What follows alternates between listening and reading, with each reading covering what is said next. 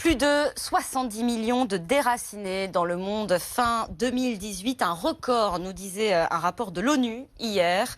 Aujourd'hui, 20 juin, c'est la journée mondiale des réfugiés. L'occasion de nous intéresser à l'après. Rappelez-vous, 2015-2016, on parlait chaque jour ou presque de crise des migrants. Ces hommes, femmes, enfants, arrivés ici au péril de leur vie, accueillis dans des communes, parfois non sans réserve et inquiétude. Exemple à Ferrette, moins de 700 habitants dans le Haut-Rhin. Depuis 2016, ce village accueille en permanence 80 demandeurs d'asile qui vivent là en attendant d'obtenir le statut de réfugié. En 3 ans, le regard a bien changé. C'est le choix de la rédaction d'RMC, signé Marie Monnier. Salam.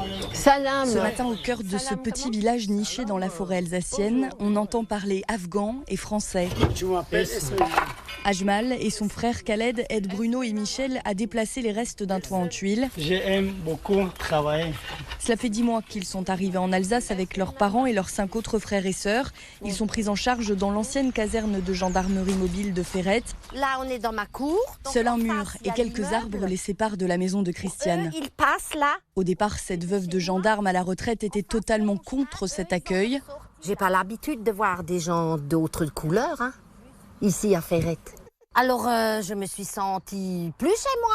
Et maintenant, j'ai plus aucune peur parce que je les rencontre tous les jours. On se dit bonjour, ils me sourient, je leur souris. Pour moi, maintenant, de les voir, c'est normal. Il faut du temps, de la patience pour accepter l'autre. C'était le pari de François Coandette, le maire de Ferrette. Il a gardé dans une pochette toutes les lettres, tous les mots que les habitants lui ont envoyés lorsque les premiers demandeurs d'asile se sont installés. 0 migrants à Ferrette. L'Europe est pourrie à cause de vous. C'est de la haine. Aujourd'hui, il est fier du chemin parcouru. J'espère que Ferrette peut être un exemple pour d'autres communes.